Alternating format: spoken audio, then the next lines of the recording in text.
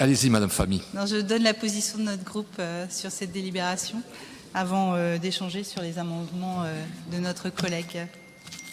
Donc, je voulais revenir sur ce FAQ, ce fonds d'aide au quartier. Lors des derniers échanges ici en conseil municipal, on s'était interrogé sur les modalités et les critères d'attribution des subventions par quartier, en constatant de grands écarts de consommation du budget FIL d'un quartier à l'autre. Souhaitant pouvoir remédier à cela, vous nous aviez annoncé cette refonte du FIL pour ce conseil du mois de novembre. Malheureusement, ce que vous venez de présenter ne répond pas tout à fait à nos attentes. Déjà, on va devoir attendre l'année prochaine, nous et tous les Bordelais, pour pouvoir bénéficier du fonds de participation des habitants. Et je trouve quand même particulièrement regrettable, non seulement qu'on n'ait pas les deux dispositifs en même temps, mais qu'il n'y ait pas d'autres avancées pour cette année, en tout cas sur la démocratie permanente, qui était quand même un de vos totems pour votre mandature. Aucune avancée, aucune proposition, ni sur les commissions citoyennes. Les commissions permanentes, je le rappelle, n'existent plus quand même depuis janvier 2020.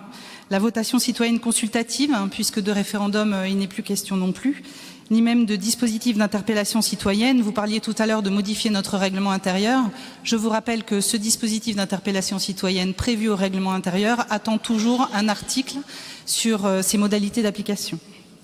Pour revenir au FAQ, nous craignons qu'il ne porte trop bien son nom. Pour nous, c'est encore une foire aux questions, plus qu'un fonds d'aide au quartier.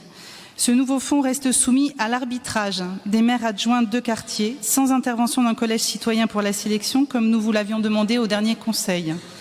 Son champ d'application est désormais non pas défini, mais réduit à l'accélération de la transition écologique, la justice sociale ou le développement de la démocratie. Lors de la présentation du budget participatif au mois de mai dernier, nous avions déjà déploré un périmètre thématique et géographique trop restrictif et trop fermé à qui voulait s'en saisir.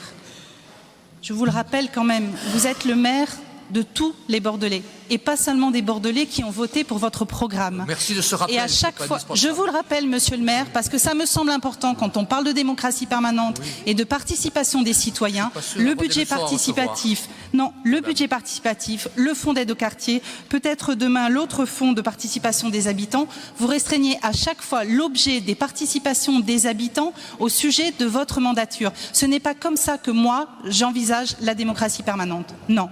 Ça n'est pas en restreignant l'objet à votre propre projet de mandature. J'en suis désolée. Il y a peut-être des sujets qui ne sont pas dans votre projet et qui sont bons également pour notre ville. Et vous êtes le maire de tous les habitants. Donc nous espérons et nous souhaitons que le FPH à venir saura accueillir la diversité des initiatives de nos concitoyens pour leur quartier, pour leur ville, pour les Bordelais, et qu'il ne sera pas réduit une nouvelle fois à ce qui vous fait plaisir ou à ce qui est dans votre programme. Nous espérons également que la proximité, gage de la participation citoyenne et de démocratie, redevienne le moteur de ce futur dispositif. Merci. Merci.